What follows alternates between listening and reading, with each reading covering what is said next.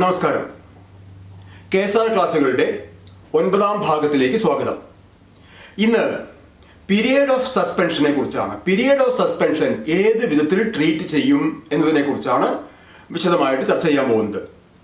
Suspension period, suspension ചെയ്യപ്പെട്ട അത്രയും കാലഘട്ടം, സസ്പെൻഷൻ പിൻവലിച്ച് ആ ഉദ്യോഗസ്ഥൻ സർവീസിൽ കയറിയാൽ പിന്നീട് ഈ സസ്പെൻഡ് ചെയ്യപ്പെട്ട കാലഘട്ടം എങ്ങനെ പരിഗണിക്കണം എന്നുള്ളതിനെ കുറിച്ച് തീരുമാനിക്കുന്നത് അതിന്റെ എൻക്വയറി കമ്മീഷൻ റിപ്പോർട്ടിന്റെ ബേസിൽ ഗവൺമെന്റ് തന്നെയാണ്. അത് ഏത് വിധത്തിൽ സസ്പെൻഡ് ചെയ്യപ്പെട്ട കാലഘട്ടം തീരുമാനിക്കപ്പെടണം, എങ്ങനെ അത് പരിഗണിക്കപ്പെടണം എന്നുള്ളതിനെ കുറിച്ച് തീരുമാനിക്കുന്നത്. അപ്പോ അത് റെഗുലറൈസേഷൻ, ഫസ്റ്റ് അത് റെഗുലറൈസ് ചെയ്ത് കൊടുക്കാം. സസ്പെൻഡ് ചെയ്യപ്പെട്ട പീരീഡ് മുഴുവൻ റെഗുലറൈസ് ചെയ്യപ്പെട്ടു കൊടുക്കും. റെഗുലറൈസ് ചെയ്യുക എന്ന് പറഞ്ഞാൽ അത് അദ്ദേഹത്തിന്റെ ആ സസ്പെൻഷൻ പീരീഡ് ഒരു സർവീസ് പ്രശ്നങ്ങൾക്കും ഇടവരാതെ, ഒരു സാമ്പത്തിക നഷ്ടങ്ങൾക്കും ഇടവരാതെ ആ സർവീസ് പീരീഡ് മുഴുവനായിട്ടും നോർമൽ ഡ്യൂട്ടി ടൈം ആയിട്ട് പരിഗണിക്കും. അത് എപ്പോഴാണ് എൻക്വയറി കമ്മീഷൻ ഇദ്ദേഹത്തെ പരിപൂർണനായിട്ടും കുറ്റവിമുക്തനാക്കപ്പെടുകയാണെങ്കിൽ, ഓഫീസറുടെ സ്വമേധയാ ഉള്ള യാതൊരു ഇൻവോൾവ്മെന്റും ഈ അദ്ദേഹത്തിനെതിരെ ഉന്നയിച്ച പരാതിയിൽ ഇല്ല, പരാതി നിലനിൽക്കുന്നതല്ല എന്ന് കണ്ട് ആ പരാതി തന്നെ പൂർണ്ണമായിട്ടും അവഗണിച്ച് തള്ളിക്കളഞ്ഞ് ജീവനക്കാരൻ ഒരു വിധത്തിലും കുറ്റക്കാരനല്ല എന്ന രീതിയിൽ ഈ എൻക്വയറി കമ്മീഷന് വിധി എഴുതാം. അങ്ങനെയാവുമ്പോൾ ജീവനക്കാരൻ ഒരു വിധത്തിലും കുറ്റക്കാരനല്ലെങ്കിൽ അദ്ദേഹം സസ്പെൻഡ് ചെയ്യപ്പെടാൻ പോലും, അദ്ദേഹത്തെ സസ്പെൻഡ് ചെയ്യാൻ പോലും പാടില്ലായിരുന്നു. അങ്ങനെ വരുമ്പോൾ ആ സസ്പെൻഷൻ കാലഘട്ടം പൂർണ്ണമായിട്ടും ഡ്യൂട്ടി ആയിട്ട് പരിഗണിക്കും.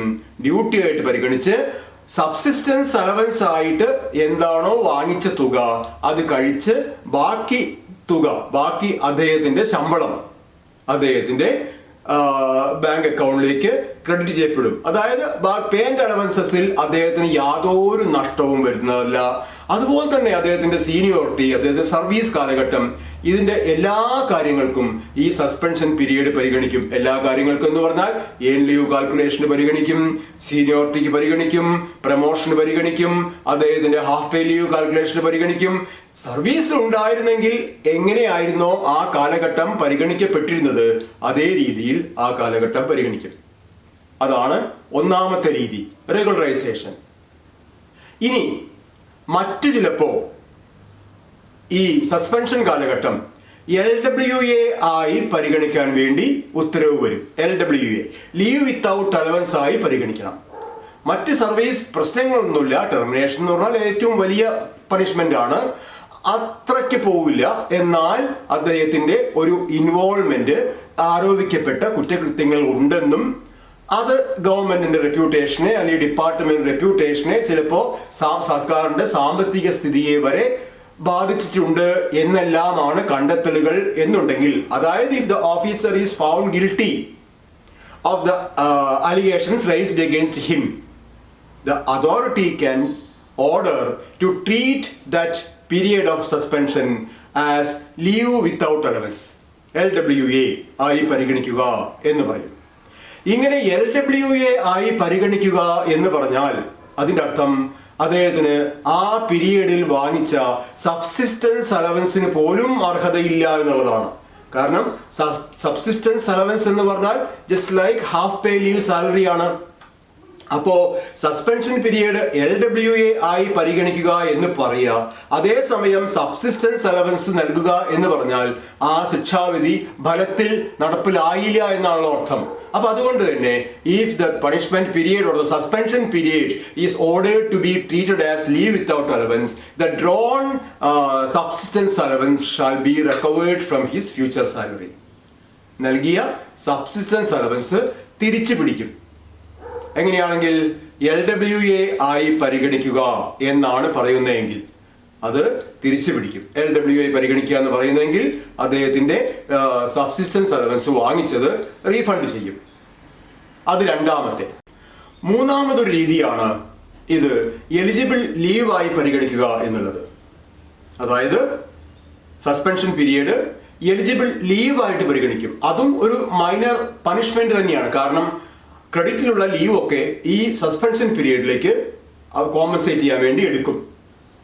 അപ്പോൾ എലിജിബിൾ ലീവായി പരിഗണിക്കുക എന്ന് പറഞ്ഞാൽ ടോട്ടലി എക്സ്ട്രാവേറ്റ് ചെയ്തിട്ടില്ല, ടോട്ടലി കുറ്റവിമുക്തനാക്കിയിട്ടില്ല.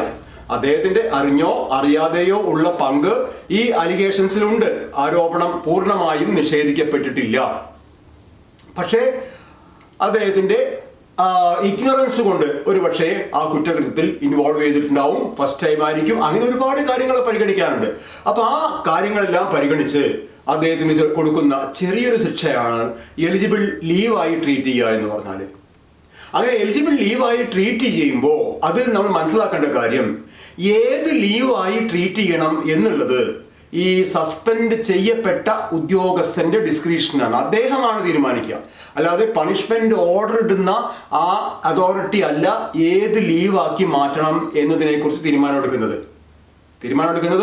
അദ്ദേഹം ഈ ആരെയാണോ സസ്പെൻഡ് ചെയ്യപ്പെട്ടത് അദ്ദേഹത്തിനാണ് അത് തീരുമാനിക്കാനുള്ള അവകാശം. എൻ്റെ ഏത് ലീവ് ഈ റെഗുലറൈസ് ചെയ്യാൻ, എലിജിബിൾ ലീവായിട്ട് ട്രീറ്റ് ചെയ്യാൻ പറഞ്ഞാൽ അത് ഏത് ലീവ് ഉപയോഗിക്കണം എന്ന് തീരുമാനിക്കുന്നത് ഇദ്ദേഹമാണ്.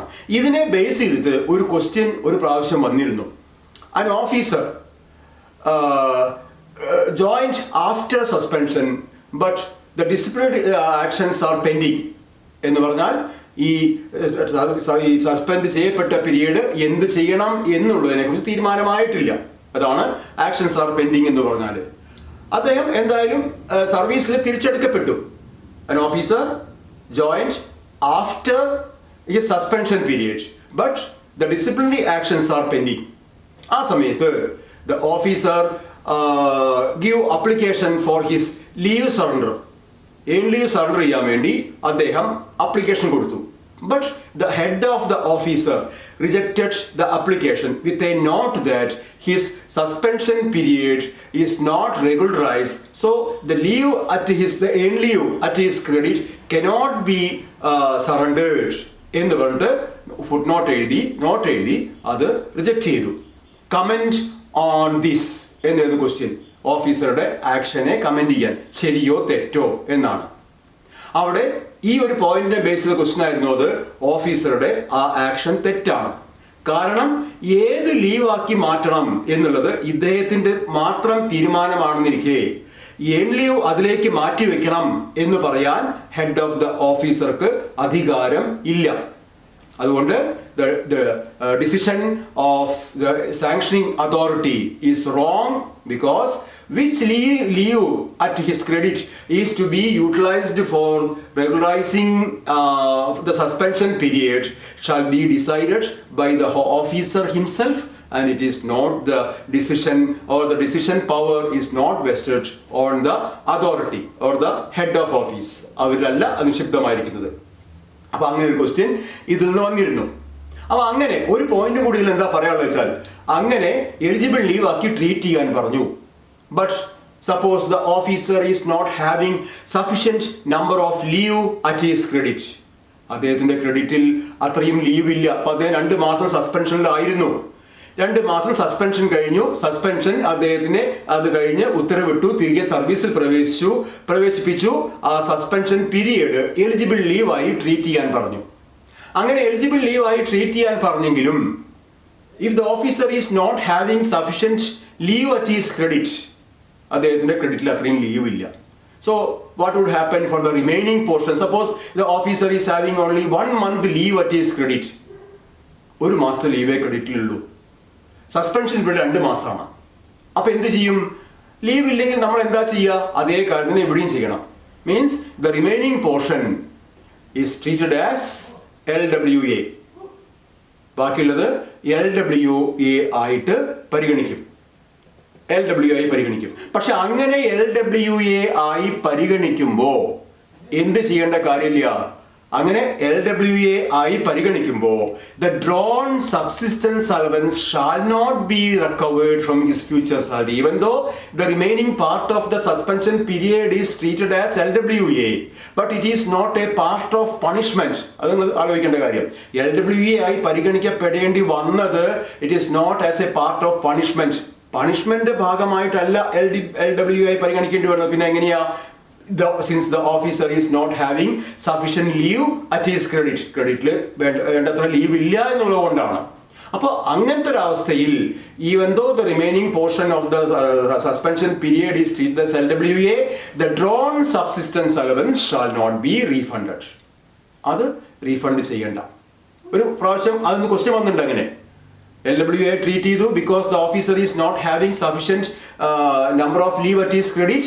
Comment whether the drawn subsistence allowance shall be recovered from salary or not. വേണോ വേണ്ട എന്നാണ്. കാരണം LWA ആയി ട്രീറ്റ് ചെയ്തത് it is not as a part of punishment. ആദ്യം പറഞ്ഞത് എന്താ? ട്രീറ്റഡ് ആസ് LWA എന്ന് പറഞ്ഞ് പണിഷ്മെന്റ് ആയിട്ട് ട്രീറ്റഡ് ആസ് LWA എന്ന് പറഞ്ഞു വന്നാൽ അത് ശമ്പളമല്ല, സബ്സിസ്റ്റൻസ് അലവൻസ് റിക്കവർ ചെയ്യുന്നേ വേണം. Because it is A punishment. Definitely it's A punishment. പക്ഷെ ഇവിടെ LWA ട്രീറ്റ് ചെയ്യേണ്ടി വന്നത് പണിഷ്മെന്റ് ഭാഗമായിട്ടല്ല. പണിഷ്മെന്റ് എന്തായിരുന്നു?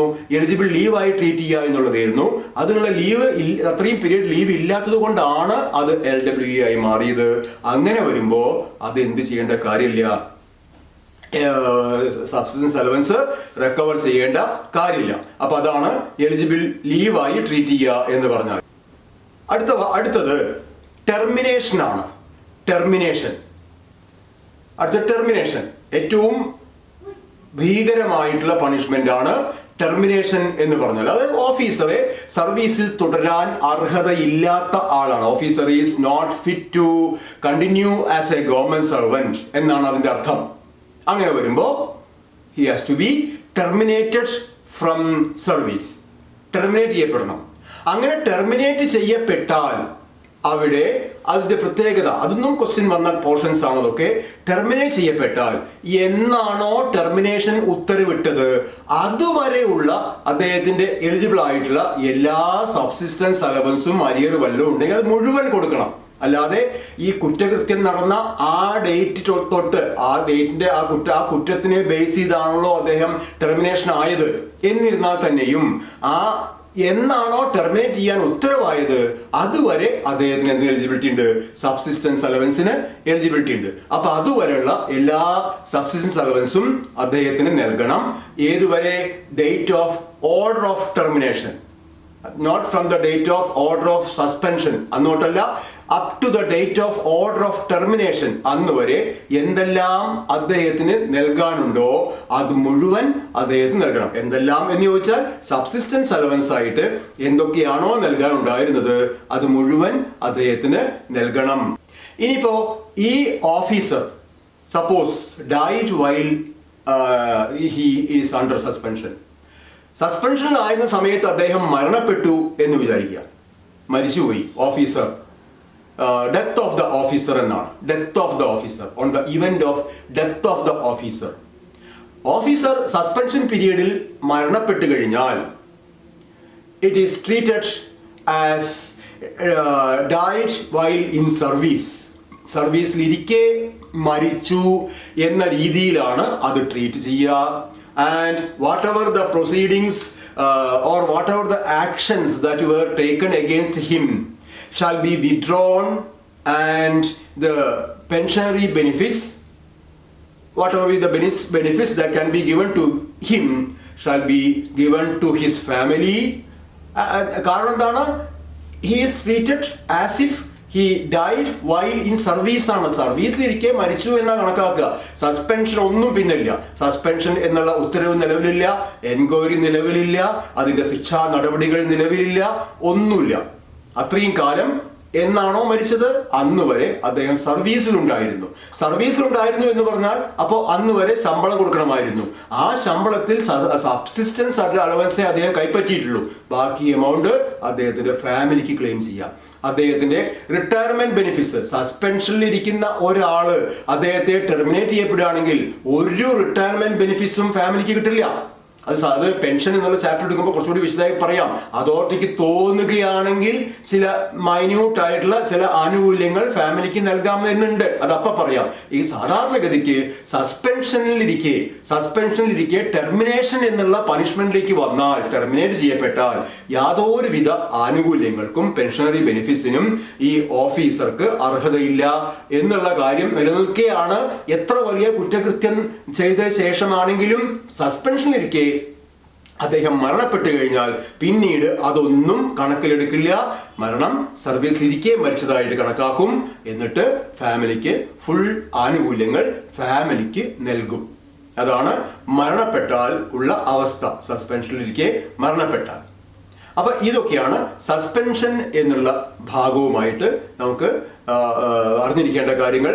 2 പാർട്ടായിട്ടാണ് സസ്പെൻഷൻ എന്നുള്ള ഈ ചാപ്റ്റർ ഞാൻ പാർട്ട് 8ഉം പാർട്ട് 9ഉം ആണ് സസ്പെൻഷൻ എന്നുള്ള ഈ കാര്യത്തെക്കുറിച്ച് വിശദീകരിച്ചിട്ടുള്ളത്. ഇനി വീണ്ടും കുറച്ച് കാര്യങ്ങളായിട്ട് അടുത്ത ഭാഗത്തിൽ വരാം. Thank you.